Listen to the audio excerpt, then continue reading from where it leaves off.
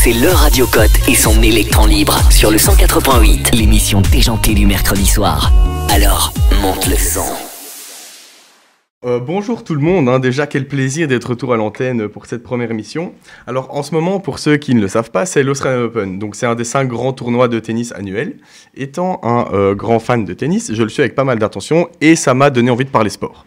Voilà, j'adore ça, donc là je me mets à chercher des idées, trouver un sujet de sport intéressant, mais il n'y a rien de dingue qui vient. Donc comme toute personne qui ne trouve rien en panne d'inspi, je me mets à scroller Facebook, en quête d'un divertissement intense. Et là, je tombe sur une photo du joueur du FC Barcelone, Sergi Roberto, en train de célébrer un but. Et quelle est la légende de la photo ? La FFL vous souhaite à toutes et à toutes une excellente journée. Ah, quel plaisir en tant que personne qui déteste le PSG de voir ça passer sur son fil d'actu.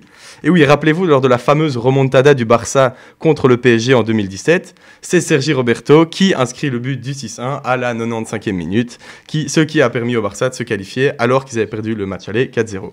C'était quand même un truc de malade.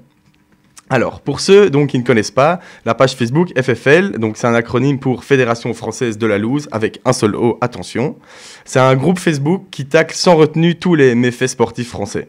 Et je peux vous dire qu'ils sont très forts. Il y a une clientèle en or, de Benoît Paire à l'Olympique de Marseille, en passant par Julien Alaphilippe, il y en a pour tous les goûts. Alors, j'en parlais tout à l'heure, mais donc en ce moment, il y a l'Australian Open. Et je peux vous dire que le tournoi a régalé la FFL.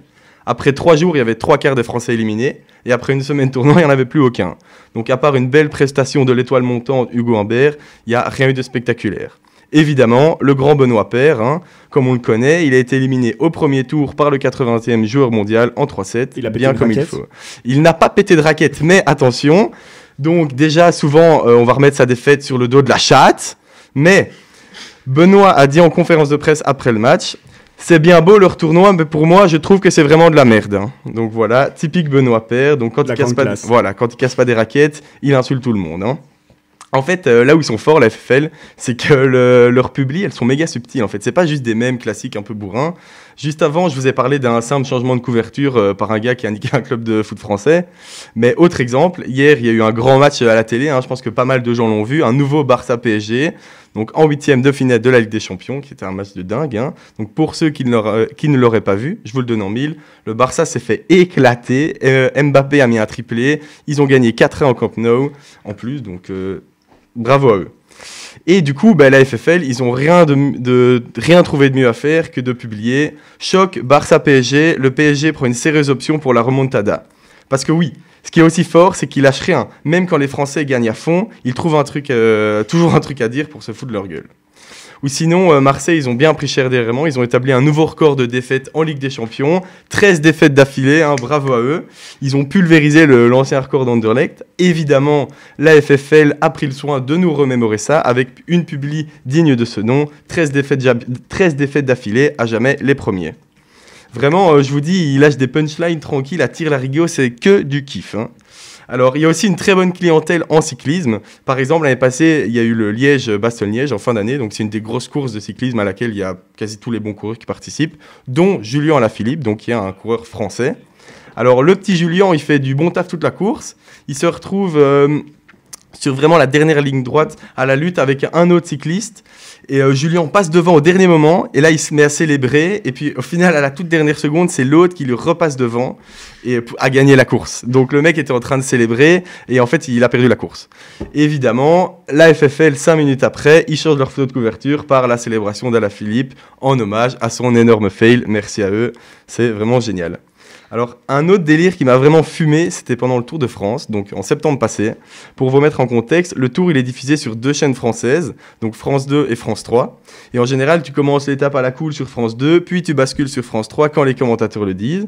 Bien, la FFL, ils ont repris cette bascule et ils ont poussé le bazar beaucoup plus loin.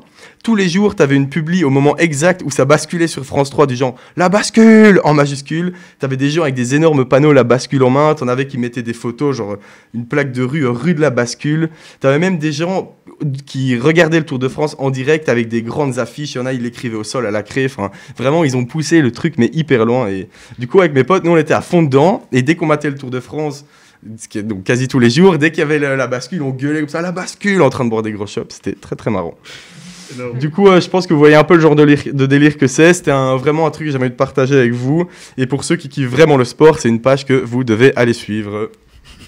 Mais en vrai, je pense que c'est des génies, ces gens-là. Ah oui, ils sont nés avec un chromosome en trop, mais ils sont trop forts. Quoi. Ouais, et dès qu'il y a un truc qui se passe, 10 minutes après, t'as une publi, c'est fabuleux. Et alors, moi je peux pas m'empêcher, mais c'est Benoît Paire, pour moi, c'est l'emblème de la FFL. C'est un bon client pour eux. Hein. Tous ces cassages de raquettes et tout. Tu pourrais refaire la petite imitation, la chatte. La chatte.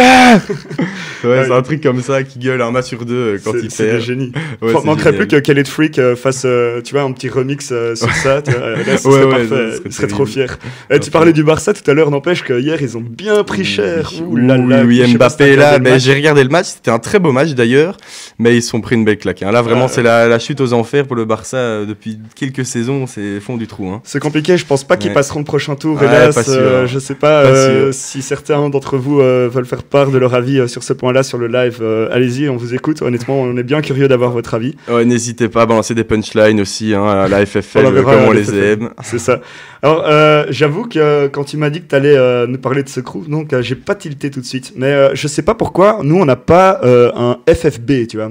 Ah ouais, mais c'est la rivalité. En fait, c'est né de la rivalité. Hein. Un FBL, du coup, ouais, je vois le truc. Ouais. Mais c'est vraiment, ça naît de cette vieille rivalité sportive entre Français et Belges. Et du coup, à mon avis, c'est plein d'administrateurs belges en rogne et ils balancent des punchlines dès qu'ils peuvent. Enfin... Je les trouve incroyables. Ils sont forts.